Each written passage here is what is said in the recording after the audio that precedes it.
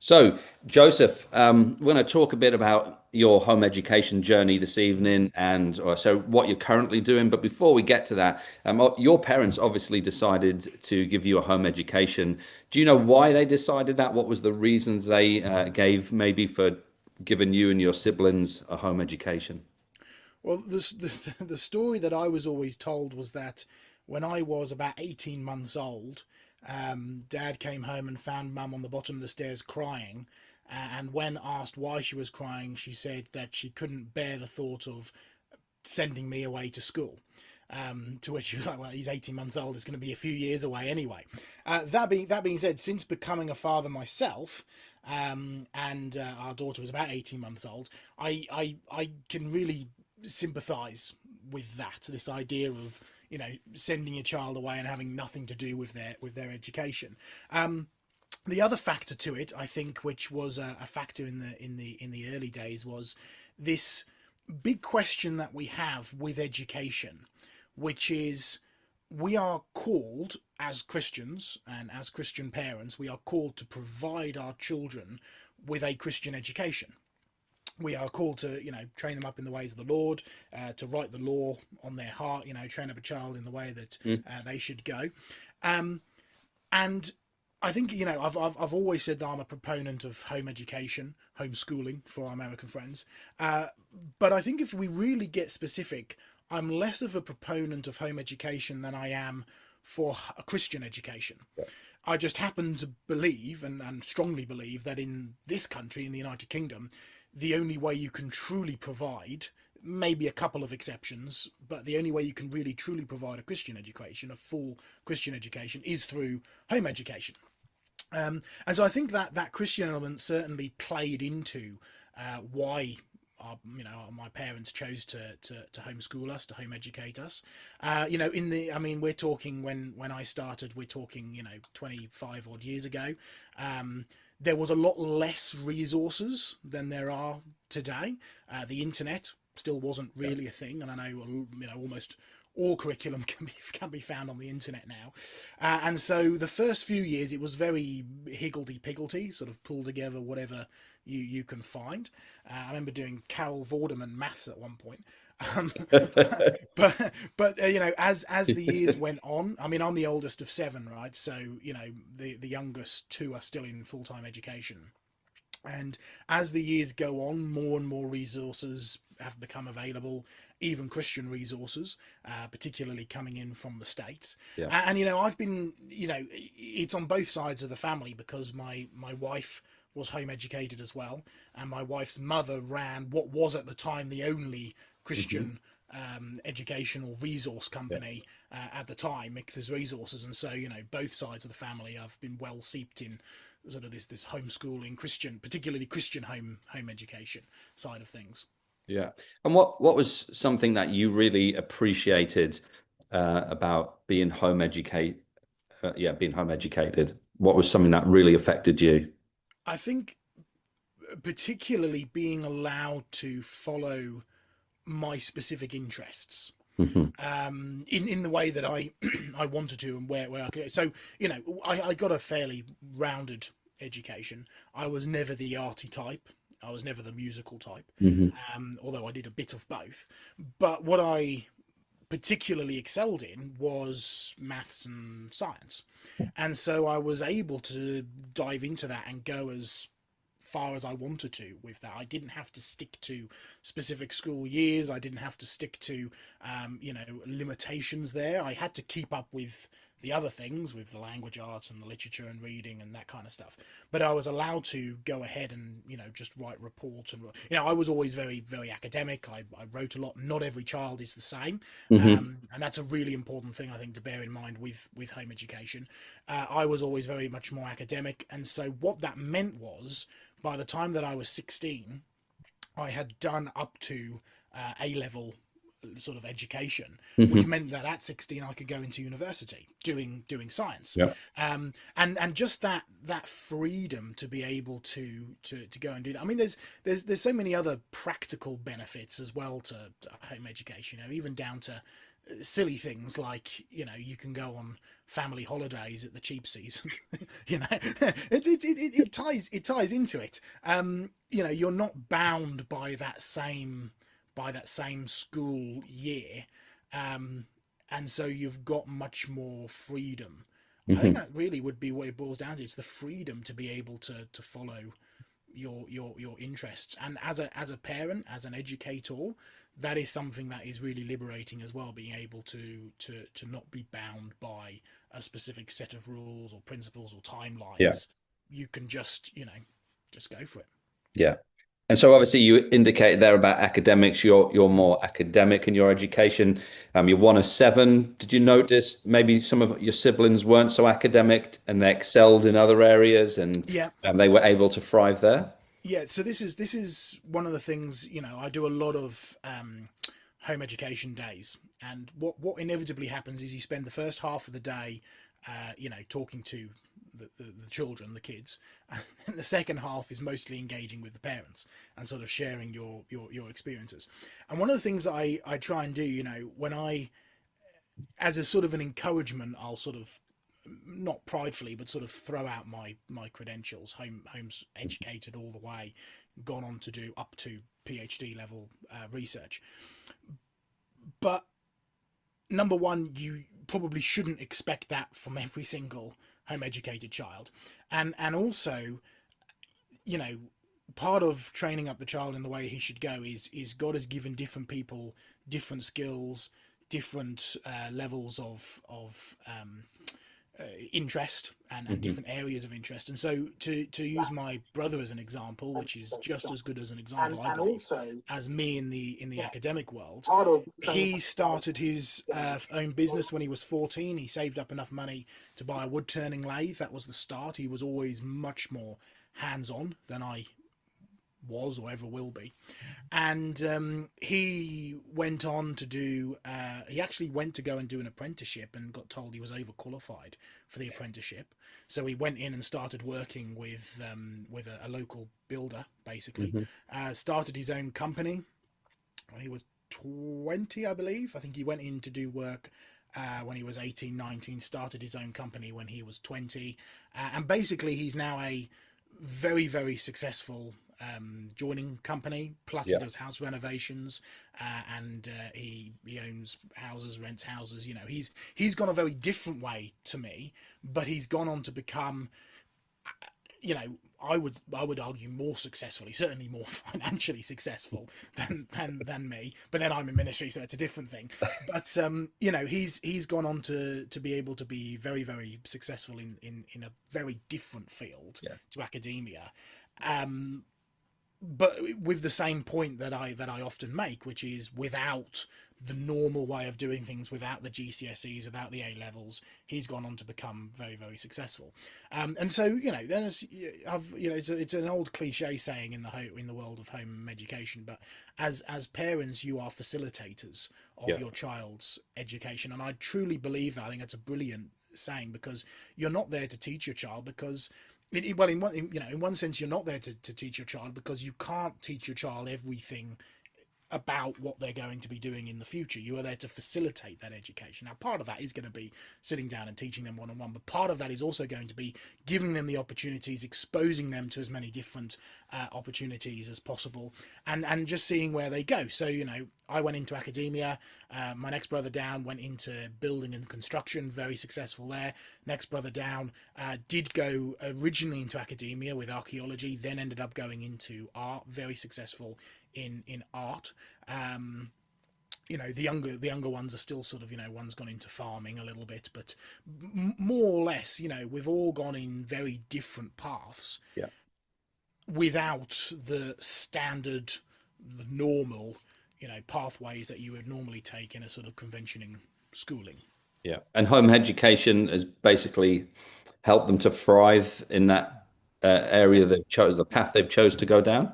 Yeah, yeah, exactly, and to be exposed to as many opportunities as Yeah. you go along the way, to facilitate more opportunities as they grow in those interests and as they go down that path, and also to bring it back to where we started, it's also to facilitate a godly upbringing Yeah. in that path as well, Yeah. which you don't get the opportunity to do, as certainly not as much in a conventional, certainly in a secular school, and to avoid a large amount of the depravity that is often in the secular system, but even the secular school system. Yeah. And that to me is one of the biggest things at the moment. You know, that's it's almost every day in the news, in politics, there's something depraved in in the news, and I don't, I don't want my children being exposed to that before they need to be, and if they are going to be exposed to that, I want it to be done in a way that glorifies God. Hmm. That being, this is what is right, this is what is wrong, and this is why it's wrong. I think you have to prepare your children to be exposed to that. They're going to be exposed at some point, Yeah. but do it in a way that's going to bring glory to God, not in a way that's going to glorify the sin as something that is either normal or something to be celebrated.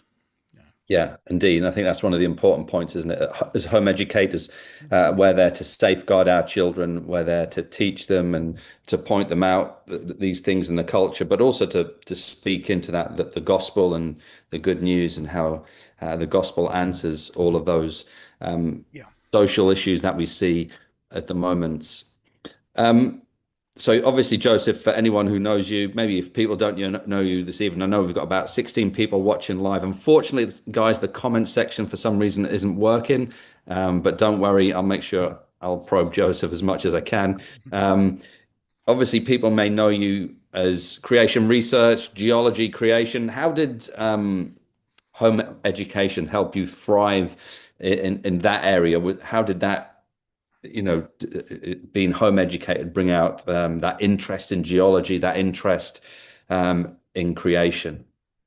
Well, obviously, like I mentioned earlier, it gave me home education gave me the opportunity to excel in where my interests were. My interests have always been somewhere down the science sort of academic line. I wasn't sure at one point whether I was going to go into biology or geology. I ended up doing both, and then ended up doing a PhD in both. So just sort of a little bit of background. When I was 14, I started. Well, first met John Mackay, the international director for creation research. Started doing some work with him, just little things here and there, organising some bits and pieces. Went into university to do natural science. So because I'd been given the opportunity to excel forward, and as much as I wanted to, and my interests were mostly maths and science, that enabled me to do that. No GCSEs, no A levels, didn't need them, and when I do homeschooling, talks, I often throw in the sort of slightly tongue in cheek, I'm doing this PhD, started my degree when I was 16. No GCSEs, no A levels, they're useless, you don't need them. And it's sort of tongue in cheek, because there is a purpose for them and they are useful at some point. But the reason why I throw that in is because when I was 5 years old, and Mum had just announced that she was going to be homeschooling me or home educating me, the first question she got asked is, well, what are you going to do about GCSEs or A levels? Well, the answer to that is, I'm not even thinking about that now, because that's not going to be for another 15 years or whatever, But what has struck me over the years is that is still the number one question that parents get asked today. What are you going to do? Well, it's a nonsense question, or a foolish question, in the sense that I'm living proof that you don't actually need them to be successful even in academia. My brother is very good proof that you don't need it to be successful in industry. If you want to go down and if you want to go into, to become a GP, you probably will need them. If you want to go into, the armed forces, you probably will need them, and a few others. But even then, you can do them having been home educated. Yeah. You may need to do an IGCSE, but it's the same, pretty much the same thing. It's a ridiculous question, really, to be asked, particularly when your child is sort of 5 years of age. That being said, I didn't need them. I went straight into doing a undergraduate degree. Now, when I started, the only real option there was for distance learning was the Open University. That's where I started. Mhm. Ended up being partly accredited by the University of East Anglia by the time that I'd finished. But I know several other people, one of my brothers included, who went on to do undergraduate degrees in, proper brick and mortar universities. My brother did it with Leicester University, his archaeology degree. Yeah. Um, Without GCSEs or A levels. And basically, what a university wants to see from you, by and large, is number one, a willingness to want to learn, and ideally not just you're going to university because that's the thing to do.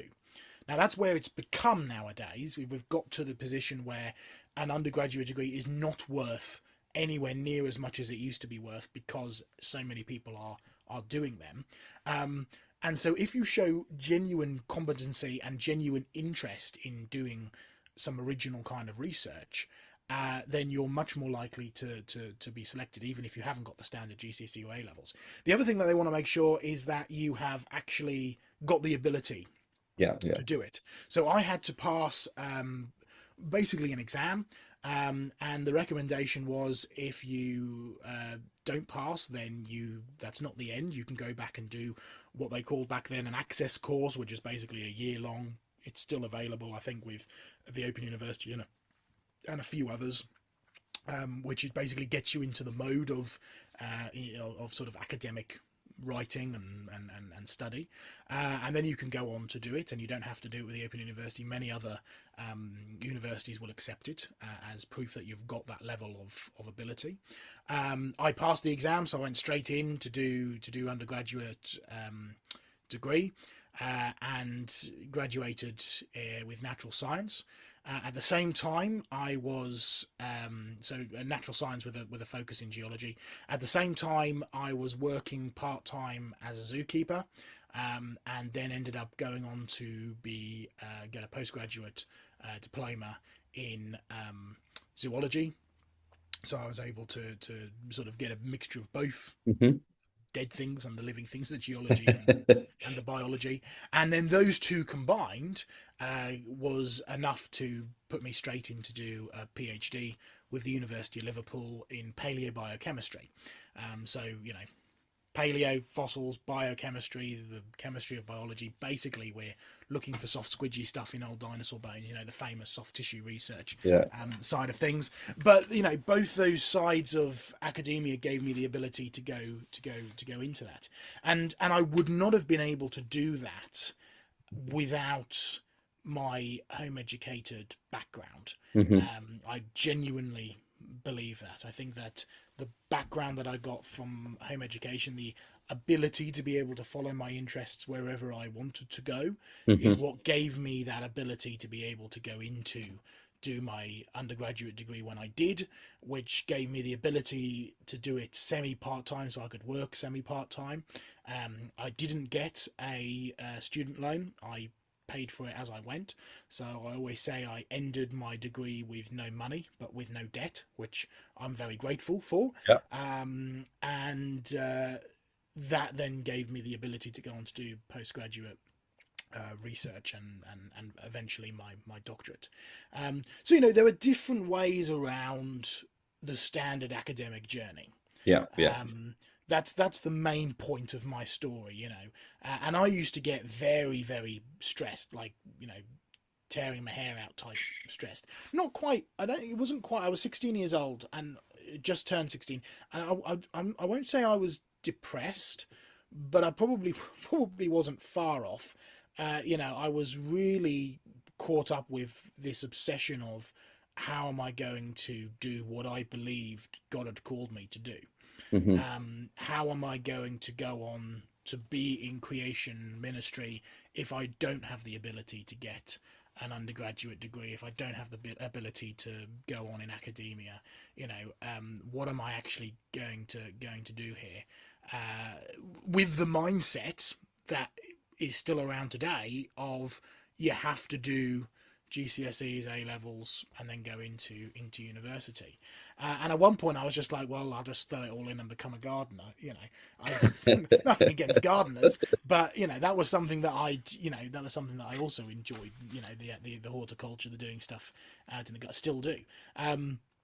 But I think the main point of my story is, there are many different ways to get through academia than the standard way, and also really the number one thing, which is my testimony, is what does God want you to do?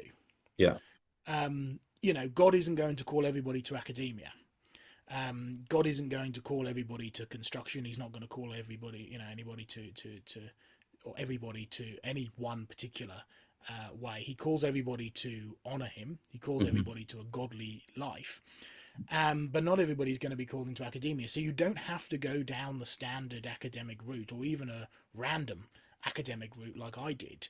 The big question is, what does God want you to do? And now that does have relevance to academia because, and this is the other warning that I give, the standard philosophy in today's Western world is you go on to do a degree in something.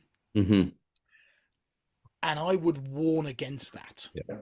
having gone through the academic system. And I was privileged and blessed enough to have gone through, again, a random way, in a way that I was able to stay at home and study a lot. I wasn't full on in university campus, but whether you go into campus or whether you do it, part-time study from home, you are entering the devil's training ground, Hmm. right?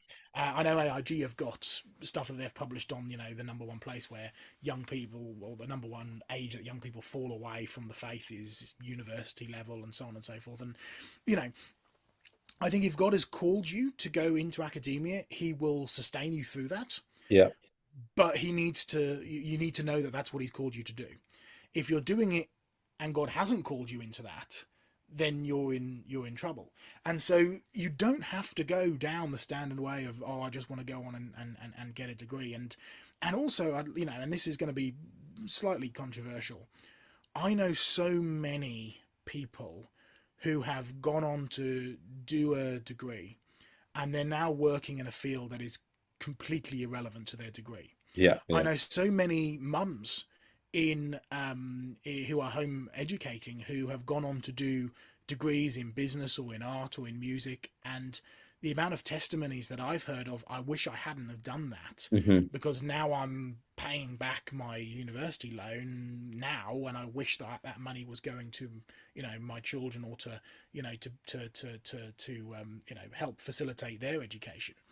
You know, and it is probably controversial, but if you feel like you are called to have children as a mother, I think that is your number one calling at Hmm. that point in your life. Yeah. Now, there's plenty of opportunity at the end to Hmm. go on to do degrees and to go into academia and to follow your passions there, but I think your number one calling at that point in life is to raise the family.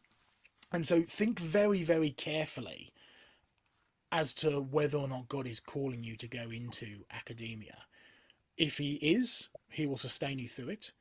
If He isn't, it could be devastating at worst, or it could just be a massive inconvenience in the next few years at best. Yeah. Yeah. So you don't have to go down the academic route by any means. Yeah. It's probably a pressure I think people feel because they think it's just that's what everyone does. You Mm, finish that's what you should do. GCSEs, college, and then you go on to university. That's the done thing. Yeah. I mean, I think it's obvious, Joseph, speaking to you and speaking to many others. I think home education creates a lot of, not all, but independent thinkers. It helps you to Mm-hmm. think independently, not as everyone else would in the culture. And I think you can see that in your education. But where did this sort of love for geology and creation come about? Did someone your parents instill that in you, someone else, or was that something that you just loved to do yourself, that you found that yourself? I've always loved investigating things, Hmm.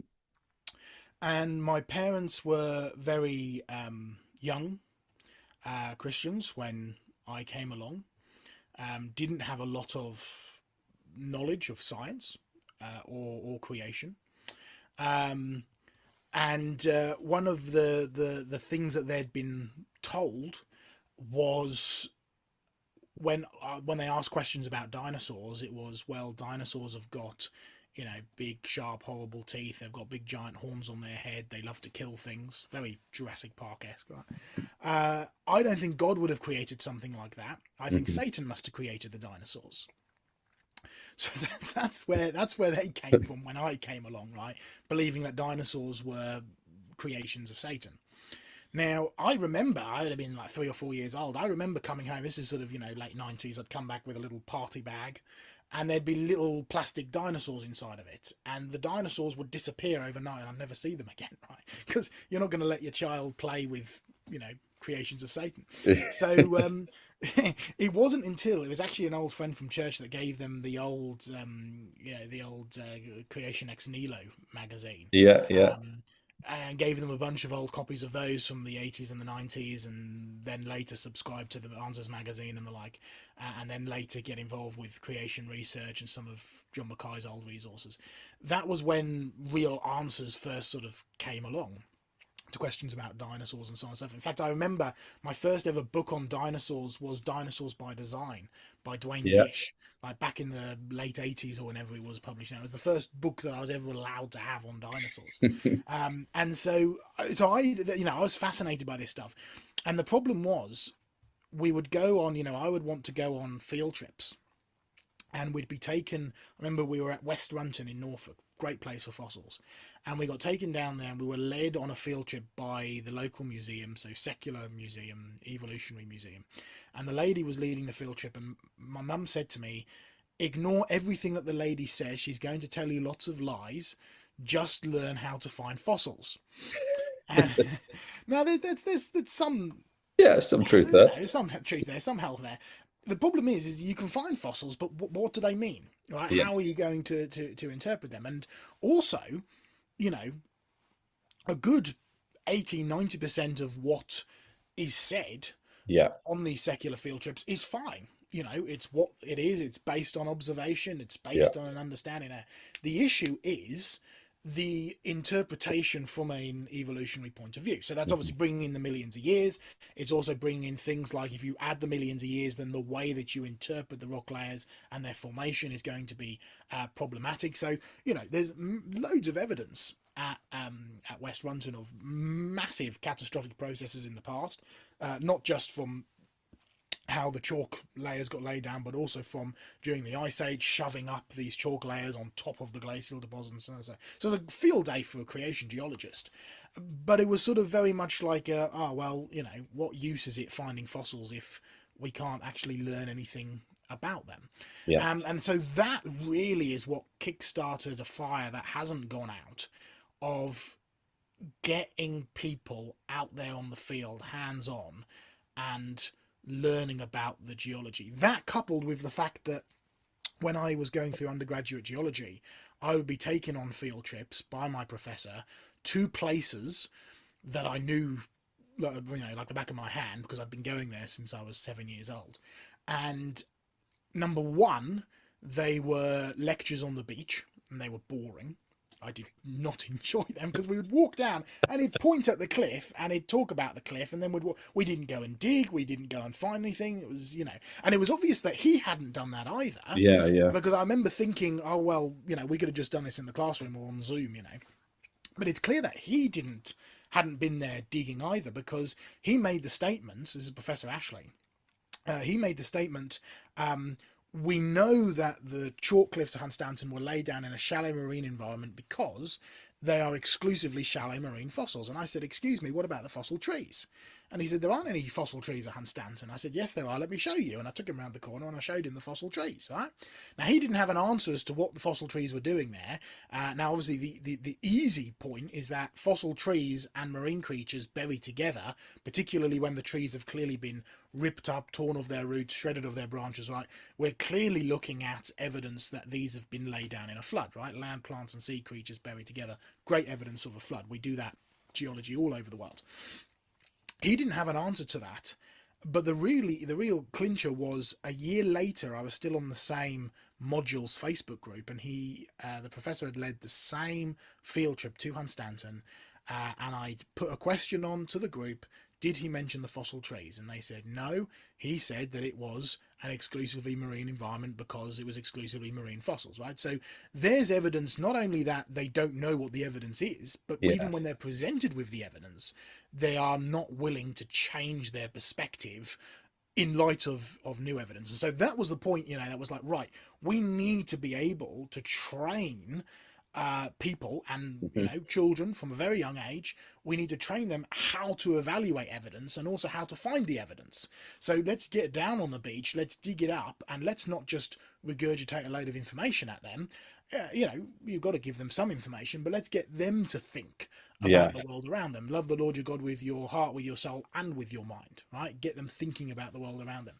And so that's really where my passion came from, and where my passion still is to get people thinking about the world that God has created. Yeah. Just to let folks know, the comment section is now working. In fact, someone, Yay. Mr. Sheen, I think that says, being on a field trip with Joe was great fun. So yeah, I've been on a couple myself, and it is great fun. Lots of great learning. Have you got any field trips coming up, Joseph? No, it's at the end of the year. We've got a big convention that we're doing. Well, it's a sort of a semi-convention that we're doing next year in October down on the Isle of Wight. There'll be more details up about that soon. But I have got a meeting tomorrow with my secretary, and we will be getting all of the field trips ready and booked and ready to go. So we should do it. We should do a joint one at some points with you Yeah, guys. we Wouldn't should it? It'd be good we to. do another one. But if parents are watching tonight and have got kids who are maybe interested in learning about the fossils, can they just go down to a beach like Hunstanton or a beach near Yeah. them and just start digging away and looking for fossils? Pretty much, yeah. Come on a field trip, learn how to do it. creationresearchuk.com, click on events, there'll be all the list of the Mhm. events up there. The other thing that we did, it's an ongoing project, but we started a project called The Rocks Cry Out, Mhm. which we've got basically videos on our YouTube channel, coupled with a series of books. We've got 4 locations so far. Hunstanton is one of them. Which the idea is that it's got the maps, so you know exactly where to go. It takes you step by step through the geology as if you were on a field trip with us. It's got an in-depth section at the back. It's got fossil stuff in the back as well. So we've got one for Hunstanton. We've got one for Aberystwyth Bay, which is over in South Wales. We've got one for Charmouth and Lyme Regis, which is the famous South Coast deposits, and we've got one for the Valley of Lyme, which is in Harbour Hill near Derbyshire. And so the idea is that you can use them actually as going out and doing your old field trip. So have a little bit of a Google to local beaches around you. There's no point going somewhere where there aren't any fossils. If it's all volcanic, if it's all metamorphic, or if it's just Mhm. sandy beaches, you're not going to find many fossils. But there's usually coastal. We are so blessed with an incredible amount of geology and Yeah. diversity of geology. One of the things that strikes me is you go to the USA, you can drive for 2 days and you're in the same geology. Which is great for pointing out wide scale, flood deposits, but it's a bit boring after a little while. Whereas in the UK, you go half a mile down the beach, you're in completely different geology in some places, and so we are so blessed with such a diversity of geology, which is really why Britain, the United Kingdom, is the birthplace of geology. It's where it was first studied. It was where it was first attributed to being from Noah's flood, Yeah. and also where we had the first major sort of indoctrination of millions of years from the likes of James Hutton and Charles Lyell from Scotland, and that's a whole fascinating study there into how we got to our belief in millions of years. But it all happened here on the British Isles, so we've got It an did. amazing amount of history fitted into here as well. Yeah, we produced James Hutton, Charles Lyell, and Charles Darwin, some of the biggest thinkers Mhm. in those areas. But you mentioned Hunstanton there, Joseph. I know you lived in that area. I think you did your first degree, your dissertation Yep. on Hunstanton Beach. So did go in there previously as sort of just in your home education as a young child, like prepare you and develop you for the degree that your dissertation that you did? Yeah, in the sense that, I was doing what you could argue hands-on research from a very, very young age. Coupled with the fact that I was being trained from when I was 14 by John Mackay to go out and dig and write about stuff and write stuff up. That practical side of things gave me a big sort of head start, I suppose you could say, when it came to doing my degree. So I knew immediately when I was doing my first major geology degree, I knew that I wanted to do a research project on Hunstanton, and I knew what I wanted to do about, because Hunstanton was supposed to be, shallow marine environment first and foremost, but it was also supposed to be a very slow and gradual accumulation of Hmm. sediments, as chalk is supposed to be, right? The idea is you have these little planktonic shells, Hmm. coccoliths, that build up on the shallow sea floor into what's called calcareous ooze, a wonderful term, and just slowly builds up over vast periods of time until it becomes compressed enough into the chalk. And there'd been a few suggestions that actually limestone, which chalk is a type of limestone, can form under a high energy environment, so basically flowing water, right? And I thought there was sufficient evidence at Hunstanton. And so what we basically did is we surveyed along, or I surveyed, it was a 3 month project, we surveyed along Hunstanton cliffs, along the chalk, uh, collecting evidence of transportation. So evidence that the fossils within had been moved, had been transported into position, rather than just fallen to the seafloor and settle into the ooze. So the evidence is like the belemnites, which are the elongated squid-like creatures, which are all Yeah. pointing in the same direction. So we found that they showed over 90% transportation. Over 90% were pointing in the same direction. Lots of smashed and crushed seashells. So again, you'd expect seashells to settle Yeah. into this ooze and stay whole, rather than smash. The fact that they've been smashed up shows that there's moving water. Think of, tides or waves, on a beach. Um, there's the brachiopods, are none of them are in the living position, so they have a little siphon which sits up. They should just sort of flop down. These are all turned upside down, which actually matches the way that they would turn if you wash water over them. So there's Hmm. lots of this evidence. We showed that over 93% of fossils surveyed showed evidence of transportation. That work, that paper, which ended up going into the university proceedings, to this day remains my highest marked piece of academic work, um, which is quite exciting. And that's what I wanted to do. I actually had permission to go on to do that for my final dissertation, until the university had a change of policy. They announced it just a couple of months before I was due to start, and all geology students either had to do their dissertation in, all had to do their dissertation in either natural disasters, earthquakes, volcanoes. Well, it's geology, but that's not my level area of interest. Or they had to do it in past environmental change with reference to modern climate change. So there's a ideology for you first and Political. Yeah. foremost. I still did it at Hunstanton, because I did it in the apparent. It was a literature review first and foremost, which I did not enjoy. It was also evaluating the evidence of environmental change between the Aptian and the Albian, which are two geological sequences interpreted, of course, as time zones or time eras that are present in Hunstanton. And basically, you've got one layer which has got one set of fossils, another layer which has got another set of fossils, and if you interpret that as time, then the argument is environmental change has happened because one set of fossils has, Yeah. environmental change has changed and has forced the creatures to evolve. And I finished. This is the sad thing about academia. This is why I warn people that academia is not always what it's cracked up to be. I finished that literature review. It got marked very well. Got me, I basically was able to go from my undergraduate degree straight into a PhD. So it was marked relatively highly. I could have torn that paper to shreds at the end of writing it. Like I could Hmm. have rebutted so many of the details and the arguments in there. And that's the sad thing, Yeah. because with a literature review, you're more or less commenting on other people's interpretations, and you're not doing hands-on research. So I could have written a very good critique to my own research based on actual observations that I'd gone out and collected, but I wasn't allowed to do that. So there does sometimes feel like there is a genuine suppression of real research, particularly in undergraduate degrees, and you're not really allowed to go off and do your own thing, your own research, Yeah. until you either do a research master's or you do a doctorate. So again, I would, if your aim is just to do an undergraduate degree because you're interested in something, it may not be as fulfilling as you want it to be, Yeah. and there's plenty of other ways that you can learn.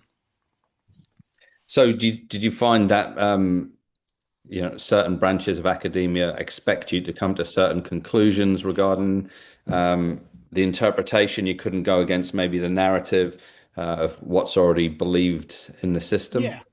Um, I had to write as part of a SAT exam. I had to evaluate the pros and cons of fracking.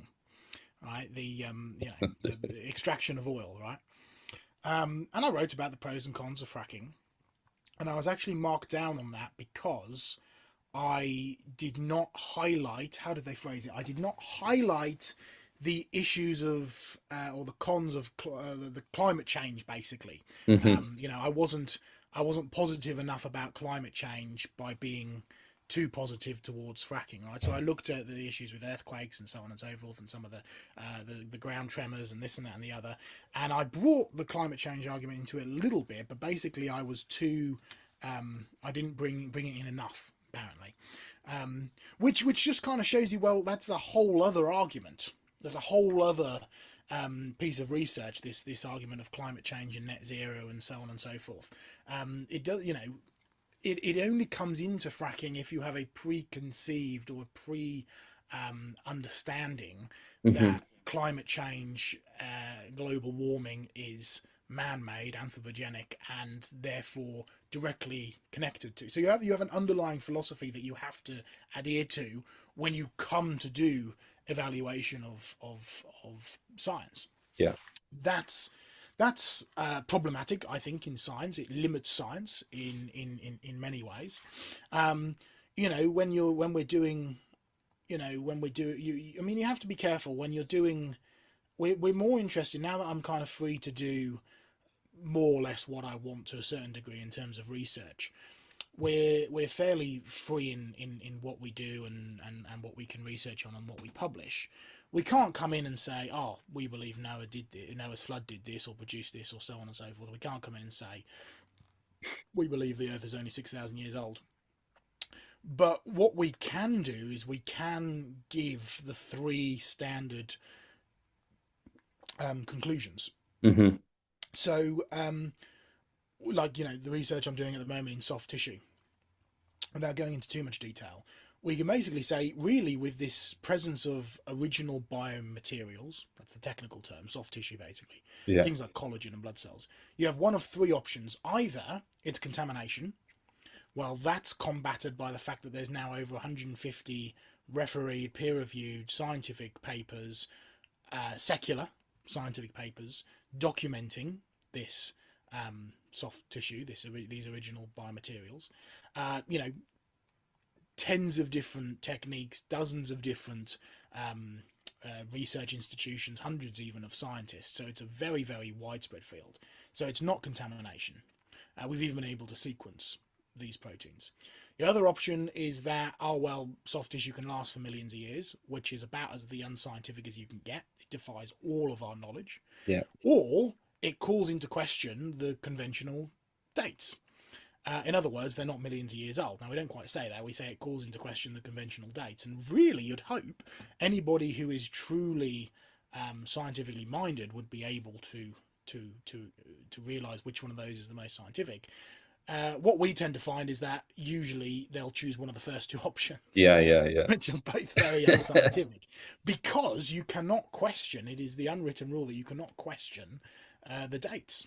Yeah, yeah. You And can't break certain that paradigms. is unscientific. Yeah, exactly. It's you can't break the paradigm. It's unscientific, and so you are bound by the laws of secularism in many ways. I mean, it's challenging even just being on campus. I mean, I'm an on-campus student at the moment doing my PhD. Now, the reality is I'm not on campus all that much, and when I do, I go straight in to the lab, and I have an office there and the like. But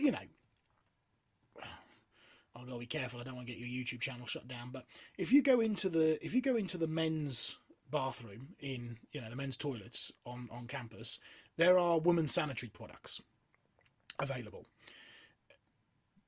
and that's lunacy. Yeah, You know, at the end of the day, and that's the kind of ideology you're being presented with when you go to a secular university.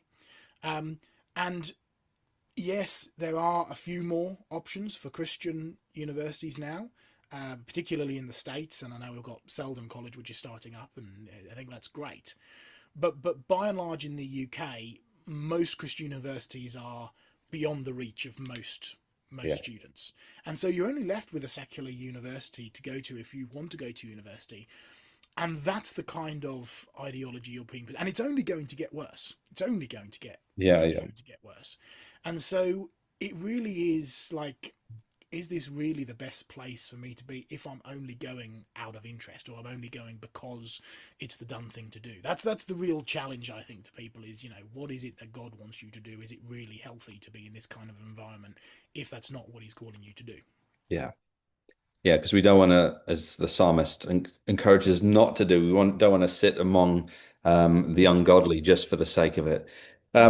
As we bring things to a close, Joseph, maybe with a couple of more questions for maybe home educating parents, mums, or Yep. dads who are watching us and are preparing their children for exams, if they're at that level, or even if they're thinking about that. What encouragement would you give to those parents? Maybe some advice for how to go about that. Um, I would say, first and foremost, if you are going into some level of academia, whether that be GCSEs, A levels, or further on into higher education, if you've been home educated, you are statistically far better prepared Hmm. for higher education than the average person who's gone through the school system. Why? Because by and large, um, as a home educator or a home educated person, you have had to, by the very definition of the nature of it, had um, you know self discipline. Right, a lot of home education is teaching yourself. Right, it's, Hmm. it's it's studying stuff yourself. That is another thing which I didn't mention earlier. That really helped the transition into the university level. Most school you're expected to teach yourself when you're in university. You're not expected to do that throughout most of the school system, and so you're already in a far better position. So that's good. I think by and large, we also have a. I think as Christians, we have a purpose in life. Hmm. And I think by and large in this day and age, so many people. I mean, we're dealing with depression that's through the roof. We're dealing with so many mental problems nowadays because people don't have any hope in life. There's no reason to continue living. Hmm. We do. We're Yeah, Christians. Our absolutely. purpose is to bring glory to God, and so I find personally there's a genuine passion amongst home educated children to want to learn, to want to study, to want to, go forward with this. So that's an encouragement thing, right? You're in a Yeah, very very good position to go on to do exams, A levels, GCSEs, or into higher education. The second thing is a challenge. What is God calling you to do? Now that's not necessarily if you're 16 years of age, you're not at the position necessarily where you're going to decide what your final career is, but it's a good age to start thinking about it. It's a good age to start praying about it, right? I was 16 years of age, like I say, um, you know, struggling. massively about what I was going to do. I knew what I felt called to do, but I didn't know how I was going to achieve it. And a very good older friend, older gentleman, godly man from church came up to me and basically said, "Here you are stressing about all this. Have you actually thought to ask God what he wants you to do?" And I was like, no, I hadn't actually. And so that's probably a good place to start. And so I started earnestly studying the word, earnestly praying. It was the first time I started taking, I would say, my faith seriously. Mhm. And within 6 months, I had started university. I had been given a job, basically offered a job, and I'd met John Mackay in person, and actually had started traveling with him and doing stuff. And so, God can orchestrate stuff very, very easily if you're Yeah. truly willing to follow him. So think about it very carefully. You can go on to do GCSEs, you can do IGCSEs. It's a good jump point to get out. But Mhm. if you know that you want to go into university, if you know that's where God is calling you, you don't just have to go the standard route. Look and open up other options.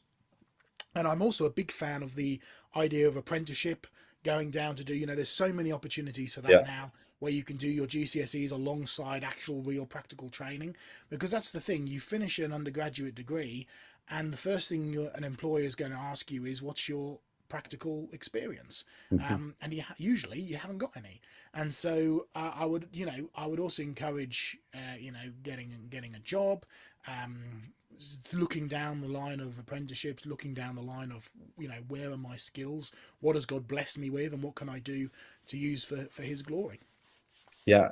As we finish, Joseph, and there'll be probably a couple of parents probably thinking about this. I think because a lot of home educating parents maybe haven't done the sciences and maybe haven't taught that, and it's intimidating for many parents. What advice would you give for parents who are watching who maybe are coming to that level of, I need to teach my children something about science? How would you recommend they go about that? Number one, make use of the resources that are available. um, AIG have a great science curriculum. I did Apologia, which is, I believe, still available. Jay Weil still does his Berean Builders curriculum, and I very much recommend that.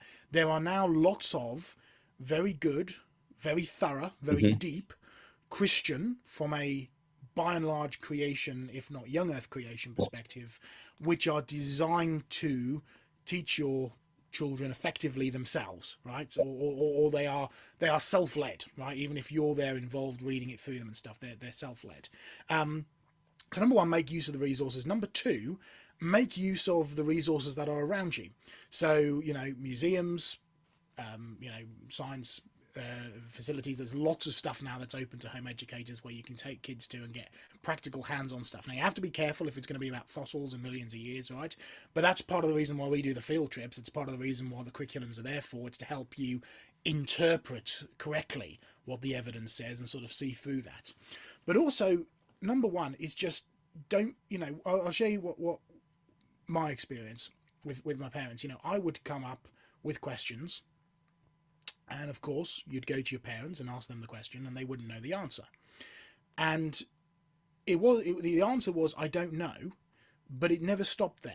Yeah, yeah. It was, let's go and find out. Hmm. Let's show you how to actually find out answers. Let's go to reputable sources, whether it be about the Bible, whether it be about, let's go to the creation research websites, go to the Ask John Mackay, let's go to Answers in Genesis, let's go and actually find reputable, good resources and find the answers to your questions. So don't be afraid to not know the answer to your kids' very deep questions, but instead use that to teach them how to do research for themselves.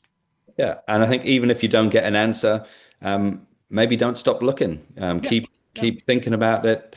And yeah, some great advice, Joseph. Well, just to finish, Simon, just very, very brief, I just want to say, as Mhm. to everybody who's out there, I truly believe, given the state of the schools, given the state of the world, given the state of the university system, I truly believe that the future of the church in the UK Yeah, lies in home educated children, yeah, as in the children from my era, from 20 years ago, into 10, 20 years in the future of the church lies, because those are the ones that are going to have been raised in good godly households by and large.